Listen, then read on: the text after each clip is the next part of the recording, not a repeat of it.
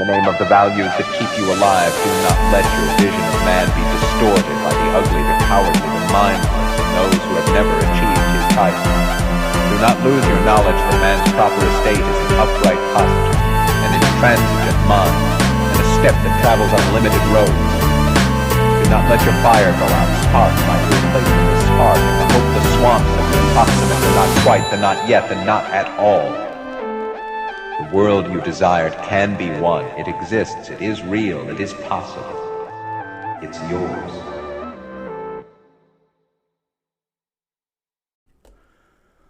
Welcome to the Cryptoconomy podcast. My name is Mark Kilaghbian. I'm one of the CEOs of Cryptoconomy, and I'm here with our editor-in-chief of our cryptoconomy.news website, William Harrison. How's it going? Yeah, good. Today we're just going to be introducing you to some of the topics we're going to be touching on later this week. We have some exciting guests. We have Peggy Grandy coming on, who was the executive assistant to President Reagan. We'll have the former CFO of a hedge fund talking about blockchain and how it'll affect the disbursement of securities and settlement of exchanges. And right now, Will and I will be talking about a variety of policies and blockchain implementation mechanisms that we think might be important and might challenge a lot of our long-standing beliefs as they affect our culture, society, government, etc. So, Will, if you maybe wanted to just start with a little bit of background on yourself. Oh, yeah, sure. So my name's William Harrison. I'm from Dallas, Texas. Actually met Mark at UT along with some other guys that we're working with.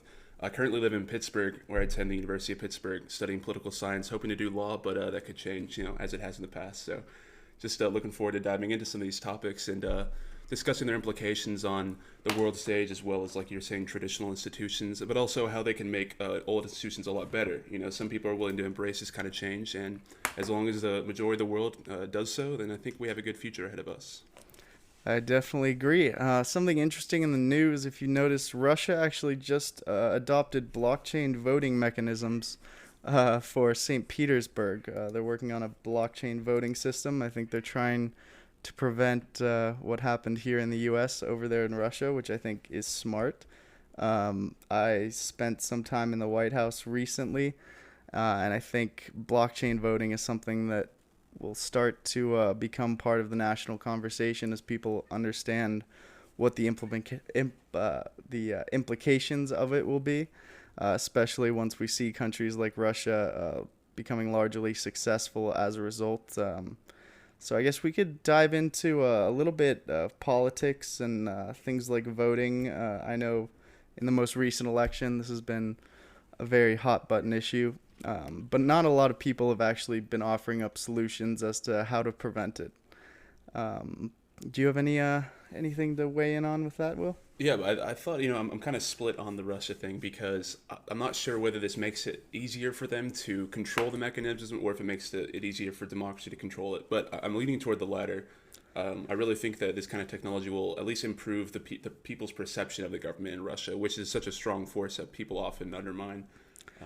Yeah, if you look at what Putin's done in the past, he is all for transparency. So if you look at I guess in some ways, not entirely, but with sort of his overarching philosophy, he seems to be very honest when he says he's going to do something. So when he says free elections, he might mean, well, I'm going to knock out any of the candidates that might be any competition to me. But at the same time, he typically lets those elections proceed somewhat fairly once the candidates are set. If you look at what happened in Crimea, for example, where a lot of people questioned the tactics he used for letting their people vote on if they would side with the European Union or Russia.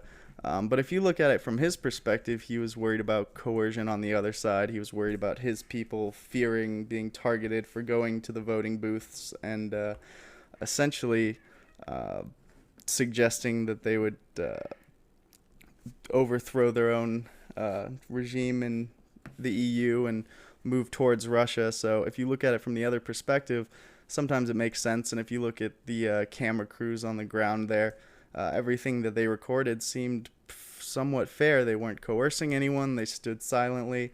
And while he does seem to suppress any dissenters, it does seem like he tries to keep the core of the rules of democracy somewhat in place to Right. retain the structure that he has. Yeah, exactly. And I know that he's just his beef is mainly with the EU, which is it's a fair beef, and especially with the U.S. with all of our military bases around there. I'm not siding with Russia because I believe that it is kind of an authoritarian regime, but that's their culture, right? And that's a very important factor in it. And I heard a really good saying about Putin, and that's that he loves Russia, but he hates Russians. And I think that's a pretty fair analysis of him, but. Then again, I don't really have any Russian history expertise, but I'm just interested to see how he moves forward, especially considering the impact that he's had and his country has had on our elections recently.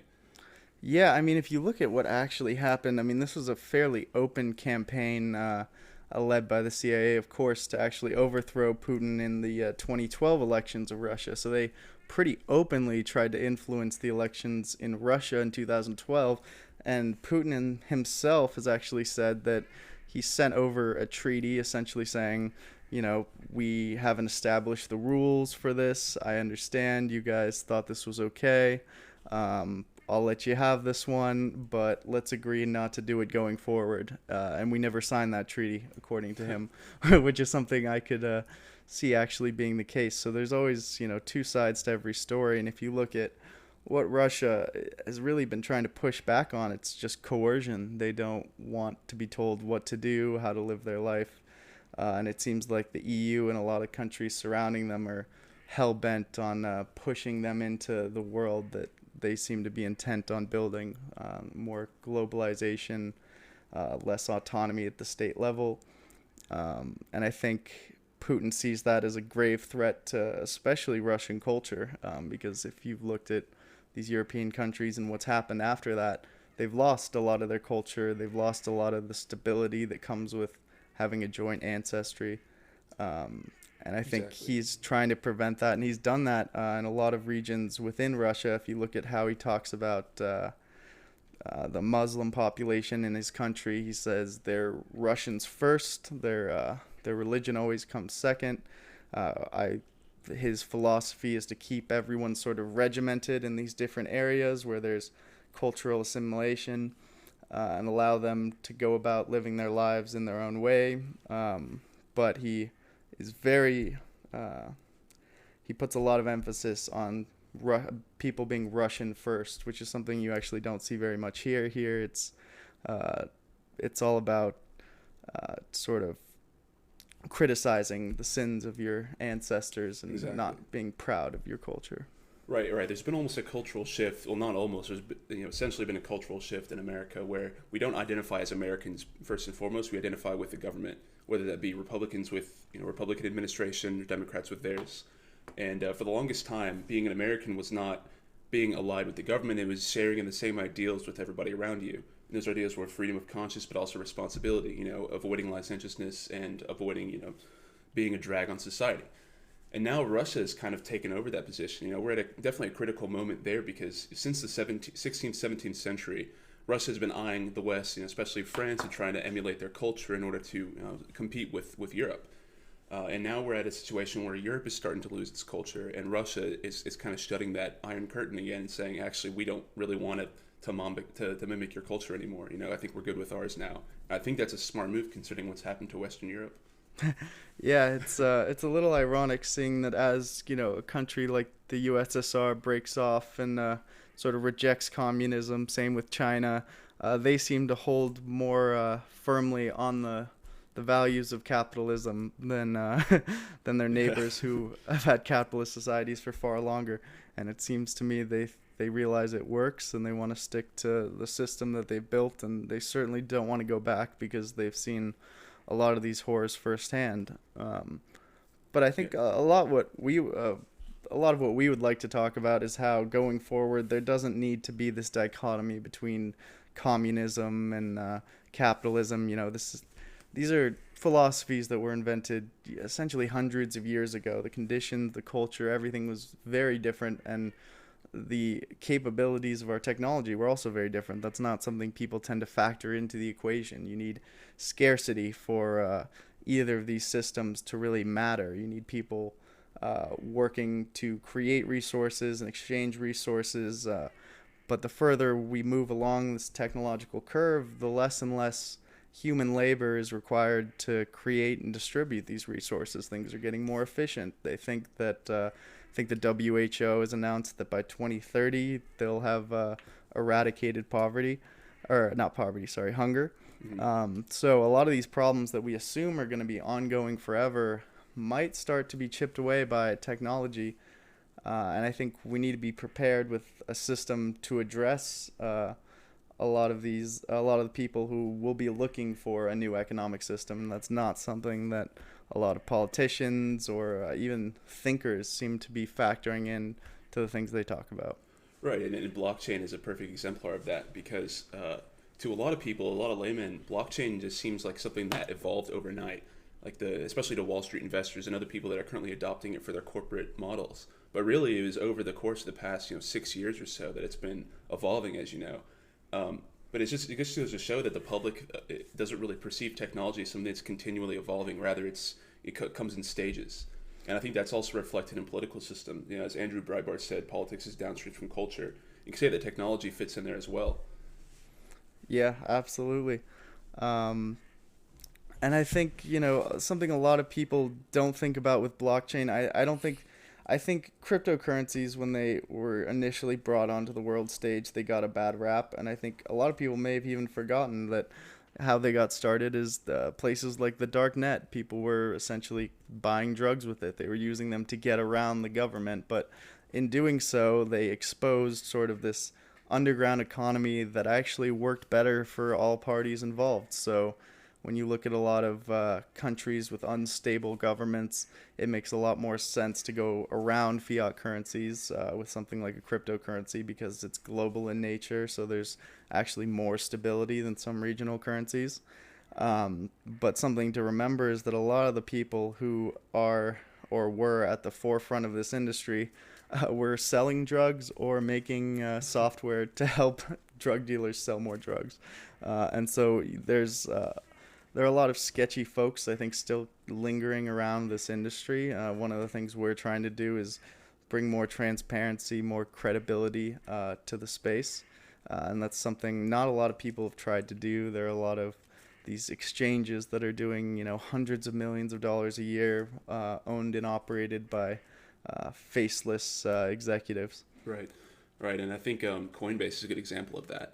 I don't know if you saw recently that people were complaining that Coinbase had just randomly drained their bank accounts. Did you see that? No, I actually didn't see that. So I saw a lot of, I believe it originated from Reddit. Not that that's a reliable source, especially now, but it was in journals like the Wall Street Journal as well. But apparently people on Coinbase had uploaded their bank account details to be able to purchase cryptocurrency through their services. Yeah. And they'd just randomly get emails now saying that their checks were bouncing and that their debit cards were failing. Apparently Coinbase had glitched and accidentally drained and purchased cryptocurrency from using everybody's accounts.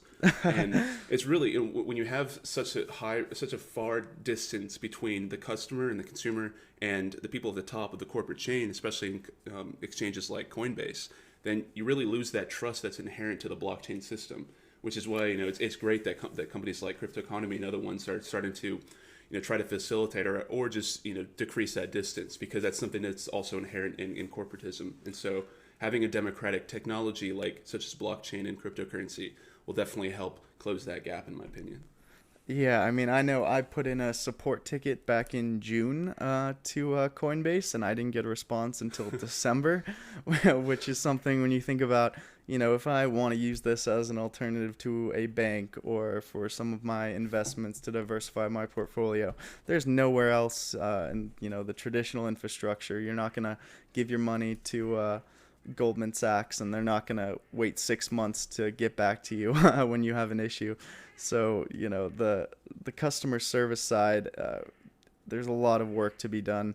And I think before people who may not be the front runners in this industry start to enter, they're going to need to know that their money, which they have probably worked a lot harder for than the people who are just speculatively investing, might have their risk threshold is a lot lower because they just have less money to play with. So you need to create an environment where they feel safe putting their their money in. And once they do, I think you're going to see this transition where people are realizing that this technology is actually a lot better than what we currently have, and that's why after all of these huge events, Mt. Gox going insolvent, I lost 20 Bitcoin in Mt. Gox. Wow. There have been so many essentially cataclysmic events that should have shut down cryptocurrencies, but they haven't over the years, and I think that's indicative of the fact that this technology is here to stay because it's good, it works well, works better than what we have now. I think you're going to see a lot of services with transaction fees start to see some fierce competition from cryptocurrency companies. So anywhere where you're paying, 3% or 2.9% plus 30% or 30 cents for a transaction fee, like PayPal, Venmo, Square, most payment processors, you're going to see cryptocurrency companies that can jump in and do it at 0.15% or really anything because the miners are powering the network, they're facilitating the settlements. There aren't any of these 3-day waiting periods that they've sort of tried to skirt with loans or short-term loans that they disguise as instant settlements. Right, exactly. Just like Venmo, just like what you said, the short-term loans, you're disguising them. But Venmo is also assuming that risk because they have to, just in order to facilitate these transactions, they have to credit your account, and that takes money out of their account, and so they're incurring that risk, which is good. I know I want that corporate model to be adopted where corporations assume that risk because they're more able to. But it'd be better if nobody had to assume such a risk, and that's exactly what you said, where cryptocurrencies come in. And I think another target for this new budding sector would be companies like Amex and Visa, because especially American Express, they charge some outrageous fees for credit card transactions, and a lot of places just can't even afford to offer American Express, and therefore some consumers are alienated because they can't shop everywhere if they only have their cards. But once you integrate easier wallets and enough enough of a transaction time, then I think you'll see a lot of these. Either a lot of consumers are going to jump ship from their current corporate entities, or the corporations themselves are going to start to change and adopt blockchain models, which is definitely what's required. Yeah, when you think about it, it's really weird. Just credit cards in general, they're going to charge you. This is something that happened with Coinbase also somewhat recently. People were getting charged for cash advances for buying cryptos with credit cards. So they were getting charged ridiculous interest rates. And, that's something that's sort of common within the credit card industry. It's very similar to a lot of these cash advance places where they'll charge you 30% a day in interest, something absurd. There was one place in Florida, I think, doing 1,500% a month in interest, and so they had these people coming back who owed 100 times what they took out, and it's sort of predatory loaning practices. And so what I think would be great to see with cryptocurrencies is you see a lot more P2P lending. You take the middleman out of it. You can create blockchain consumer credit scores where it keeps track of who they're paying back. Everything is tied to their account. It's all on a public ledger. You can see sort of what their financial dealings are, and you can do it maybe in a certain currency specifically for credit. But that way you get people who might want to make 30% loaning out their money because they've got $10 million and it's worth the extra risk that they take on by lending it to someone who might not pay it back, as opposed to putting it in some sort of speculative asset in the stock market or putting it into forex markets. There are people who will take that gamble. Clearly credit card companies do. So why not take them out of the equation and just let actual people choose what to do with their money, and people who might have a lower risk threshold can loan to accredited investors and lenders who have a proven history of paying back on time for something like 5%. So instead of having that money sit in banks where the banks are using it for mortgages and they're really not guarding your money anymore. It's not like there hasn't been a successful bank robbery in I think 30 years. So they've kind of created this facade as to their necessity in our world, but that's not necessarily true anymore. And I think people are going to start waking up to that fact when they see that, they should be the ones who make time value on the investment of their money instead of someone they're just letting hold it for them. Yeah, exactly. And tying back to what you're saying about these dark net services, it was actually kind of a revolution that it's starting to be adopted. Like you say, it's endured so many hardships cryptocurrency has over the years, and it's easy to criticize Wall Street, as I do quite often, but I got to give them credit for kind of re-sparking this investment in cryptocurrencies, which is kind of facilitating that its adoption worldwide. And speaking of worldwide, what do you think about this Petro crypto in Venezuela? I think it's sort of brilliant when you think about it. This was something, I would have loved to see the Trump administration think about. Right. You can essentially crowdfund yourself out of debt. You can crowdfund an entire nation out of debt, because that's what cryptocurrencies are. It's a global crowdfunding platform. So whereas in the past, if you wanted to IPO your company, you were going to need to wait until you had at least $1 billion in revenue. You were going to have to get all the right underwriters. And you're really just selling to the big investment banks, people with all the connections to get in on the ground floor.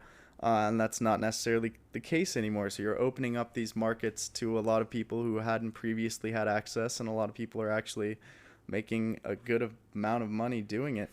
And so I think the Petro is an interesting idea. I think one problem is, if you're assuming that anything is asset backed, what you want, especially in a country like Venezuela, is you want the ability to actually trade in your currency that's asset backed for that asset at any given time. That's what really makes it asset backed. Our dollars might have been asset backed by gold for a while, but we didn't have the gold to pay it out if we needed to, and we definitely wouldn't have. So there was a time when you could. But I think that's what people are really looking for, and that's not something a lot of countries are willing to do. I think some African countries should definitely look into that. A lot of these places like Zimbabwe, Exactly. where they've found millions of tons of gold that's essentially been left alone because the head of state was essentially had closed off the society to global investors, global miners. So they have the opportunity to do that. But I don't think anyone has really done it quite right. But it is going to be a major test. I mean, if it's successful in Venezuela, that says a lot about the future of economic models and what works and what doesn't, because that's a very clear comparison between a crypto-based economy and essentially a socialist failure state. Yeah, I mean, it's a really good move by Maduro. He had a perfect opportunity. I mean, his country is tanking. The currency is inflating beyond the point where you can't even use it. It's kind of like 1930s Germany, where you'd be taking billions of dollars in a wheel or marks in a wheelbarrow to go buy a piece of bread, and it's just really lucky for him that as his ship is sinking, another one's driving by at full steam ahead, and it's crypto. And he's just, I'll give credit to him. He's smart enough to jump on it.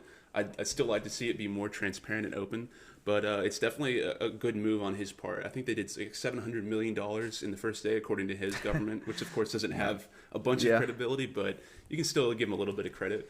And I mean, it's moving in the right direction.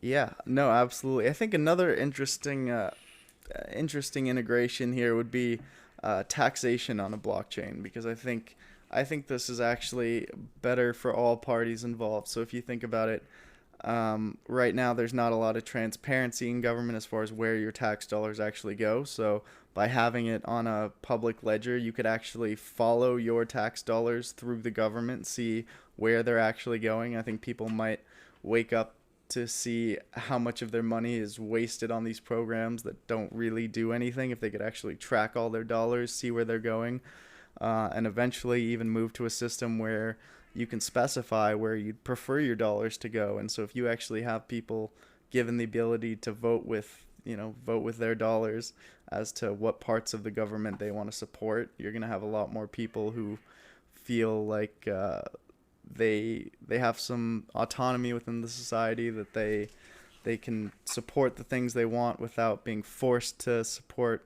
the parts of whatever platform is being run on that they might not. So if you hate abortion, then you can check a box and say, I do not want any of these dollars to go to Planned Parenthood. You could follow them through the blockchain, make sure that's not the case. And I think a lot of the problems that we're having now might not be around. And especially on the flip side, the government has such a hard time collecting tax revenue. People have such a hard time filing their own taxes, figuring out where they get their deductibles. But if you have a system that tracks all that, that's automated, that does it all for them, says, well, according to your ledger, this is what you've done this year. This is, how much you owe in taxes. And it's done for you. I think a lot of people would be happy just because there wouldn't be that stress. Right. Yeah, if all these corporations started using blockchain as payroll methods, then like you said, you wouldn't even need to do any calculations at the end of the day. You could have a simple program running on a government server that would say, all right, yeah, look, calculate all your past transactions. This is what your deposits were in 2018. All right, you owe X in taxes now. Just, send it to this address and you'll be good to go. Or, if you want, you can split it up and crowdfund the different, bureaucracies that you want to crowdfund. Like if you're, a leftist environmentalist and you want to crowdfund the EPA because you think climate change is a dangerous issue, then that's what you can do. Conversely, on the right, you can crowdfund, other agencies like the Energy Agency to go drill for shale in Ohio. So I think that's a really good idea. I'd love to see an administration kind of adopt that sort of strategy. And I think Trump could definitely do that. I don't think that's a first term thing for him though. I think that it's more of a risk that he wouldn't be willing to take in the first term, which is a good idea, I think. But if he were elected to do second term, which it kind of looks like, even people at Politico, there's a political article I read recently saying that Trump is probably going to win re-election, which sounds absurd to most people. But if you look at the trends, he's never had more than a 45% ceiling of support, yet he still won. And so I think that if he were to win a second term and kind of try to evolve the bureaucracy, which is still stuck in the 20th century, then that would be a really good move for him. He could solidify his legacy permanently. Yeah, I think one of the best moves he could make right now is actually sort of following what Russia's doing and implementing a blockchain voting system. So especially if you added things like facial ID, you can drastically increase voter turnout if you just make it more convenient for people to vote. Right now, most of the laws in the country don't even really require you to have a driver's license, and if they do, then it's fairly easy to get a driver's license even if you aren't a citizen. People who just have work visas have voted just to prove a point. So I think one of the smartest things you can do is just restart the system. I mean, as far as privacy is concerned, Facebook, Snapchat, they know our faces intimately at this point. That's sort of gone. The government has a database somewhere, probably from Snapchat. And definitely from Facebook. Yeah. So, it's like, why pretend? Why don't we just come to terms with this new reality and actually use it to do some good instead of just targeting people for creepy ads and listening in on their conversations. Exactly, yeah. And it's the government doesn't even need your face really to determine who you are. I think they have technology in their newest drones that can just identify a person by his or her gait. And so they can just take a picture on the top of your head, and by the way you're walking, they know who you are within only a few points of error. So it's not like it's something that's a privacy concern. Arguably, and this is why.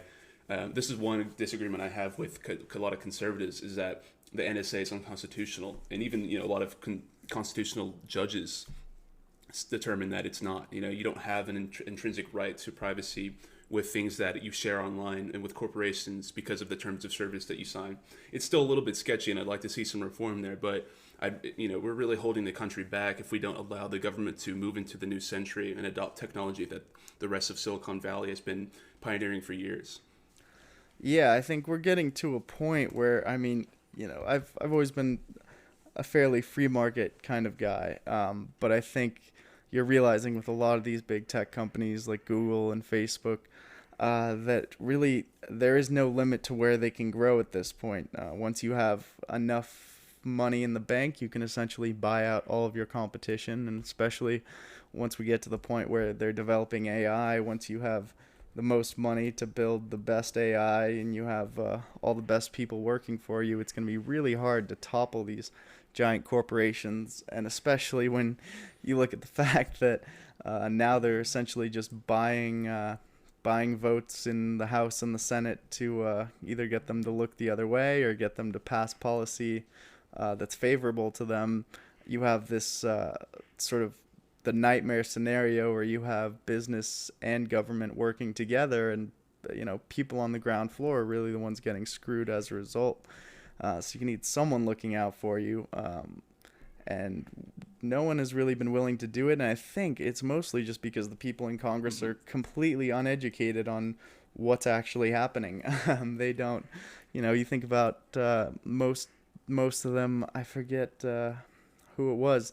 They said they hadn't used a cell phone in 30 years. They don't even know how to use a computer. And you have people who haven't driven. Hillary Clinton hadn't driven a car in 40 years. Right. It's like, well, how can you be keeping an eye out for things that are happening when you really aren't even a part of the same society? And it's sort of like doctors when they have drug reps come in and tell them all the best parts about the new Vicodin prescriptions that they're selling. They're getting one side of the issue and they think they're getting the whole thing, which can be problematic. And someone needs to speak up who knows what they're talking about, because most people frankly don't, or they're too insecure to admit that they don't. Exactly. I think a good role model for what you're saying is Elon Musk right now. I want to trust him, and I do at the moment. I haven't in the past, but right now I think he's a good role model for like Open AI, if you've heard of that, when he co-founded that or funds it, where trying to democratize AI and prevent it from accruing in the hands of these large faceless corporations that are so intermingled with the government that there's basically just a revolving door connecting their offices. And I'd like to see more people embrace his perspective on AI. Not an alarmist perspective, but something that's pragmatic, realistic, but also cautionary. When you have people like Mark Zuckerberg, who I want to like, but every time he opens his mouth, I just think, how is this guy the CEO of Facebook? And I don't want these guys like him or the guys at Google who are throwing out people based on their skin color or sex. I don't want them in charge of perhaps the most dangerous technology that comes of the future. Or Nancy Pelosi, for that matter.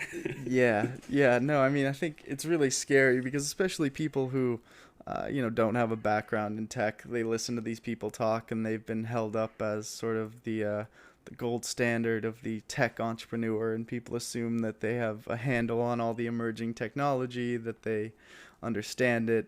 But, frankly, the number of people that have the time to learn about all of this stuff and do deep dives while you're running a Fortune 100 company, I can't imagine you are all the things you're expected to be. And I don't know if that's their fault, but there are a lot of people who, especially people like Mark Cuban, where you assume that they have this long resume of success in the tech sector, and really he sold one company. It was The dating site, right? No, it was radio on the internet. Okay. Yeah, I sold it to Yahoo. Yahoo never even used it. They gave him $1 billion for it, and he's been coasting on that money ever since. Right, exactly. And now this controversy with the NBA is kind of biting him in his rear with both obviously the sex scandal that happened in the offices of the Dallas Mavericks, which is very unfortunate for me considering that's my favorite team in sports, and then him taking on purpose. But exactly, it just attributes your point. We don't want people like this serving as the role models for the youth in tech, which is, again, props to the government for trying to expand coding knowledge, across the gender gap and across the age gap. I think that's something that definitely needs to be done, whether it's coming from the government or coming from corporations. As long as there's a way to democratize this technology, which in the right hands propels society forward, at the speed of light almost, but in the wrong hands could prove very dangerous for a future in which government and corporation are the same entity and control everybody's lives without them even knowing it. Yeah, and if you look at just sort of the way the government is structured, really it's just waiting for a cataclysmic event to occur. There's there's very rarely precautionary measures taken with the assumption that these things will happen. It's a lot of people talking about what ifs, and then you have people on the other side who say, even with global warming, you had the people who said let's prepare for this, and then you have people who say, nah, this is not something we need to worry about. And so the consensus is, well, we'll see what happens. And, that's way more costly than just actually doing a deep dive so that you can address the issue, understand what's going on, figure out how to prepare for it. But that's an uncomfortable conversation to have, especially when it's a really complicated subject matter to begin with. And it's it's just not politically palatable to most people, because they'd way rather run on something new and exciting. They'd rather run on giving people things than scaring them. People don't like to hear hard news or hard truths. But you need to be frank, and it's often more important to be prepared than to be popular, I think. Yeah, exactly. And it's kind of regrettable and lamentable that we've arrived in this society and culture where I can predict your stance on climate change by asking how you feel on guns, and vice versa. Those two issues should not be connected at all.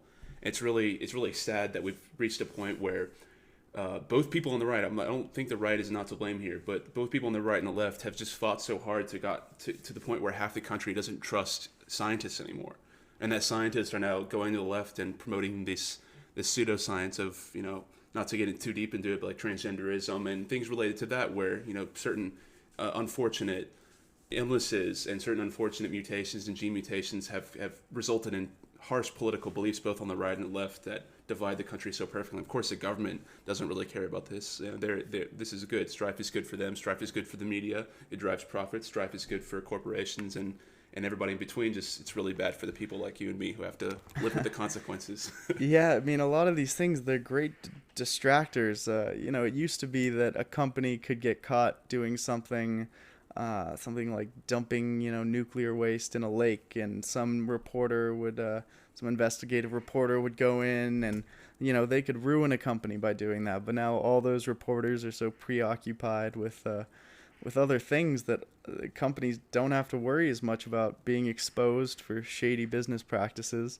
Right. And so it's great for them at the end of the day. A lot of people don't think about the fact that, well, if the focus is off of whatever it's on right now, where does it go, or where has it gone in the past? And there's a lot more scrutiny with business and government when they don't have something like this to talk about. So it's almost in their interest to create these talking points that distract from some of the things that they might be doing. Right. And then it's unfortunate too that the scrutiny that you were mentioning that used to happen with investigative journalism has now shifted to individuals as well as small businesses, which makes it even more miraculous, the fact that cryptocurrencies and blockchain technology have really exploded so quickly. Is that usually something that's burgeoning like that would be entangled by the government within a few years. And so it's also pretty good that cryptocurrency was able to skate into the radar, considering it was most of a dark web technology for the longest time. So hopefully that trend continues with other sectors of technology such as AI, to where it doesn't just get either tangled up in red tape or in the hands of only corporations that have the money to be able to propel it more quickly than anybody else does. I definitely agree. Well, with that, I think we're going to cut off this podcast here. We might be doing another one that we'll post later today. And then later this week, we'll have Peggy Grandy on and also John Koval. So stay tuned for the rest of our episodes. I hope you enjoyed this. You can find us on iTunes, Anchor, Google Music should be coming soon. We won't be on YouTube because we'll probably get kicked off. And just subscribe, like, and our first app, Atlas, will be coming out in the next week or so, and we'll be presenting at a few events at South by Southwest, March, I think, 9th through the 15th. So thank you for listening. Will, any closing remarks? Yep, and then make sure to check out cryptoconomy.news and you can also find Cryptoconomy on Apple News and on Facebook. Great. And, with that, I think we're good. Alrighty, thanks for coming out, Will. Yep, no problem. Have a good day.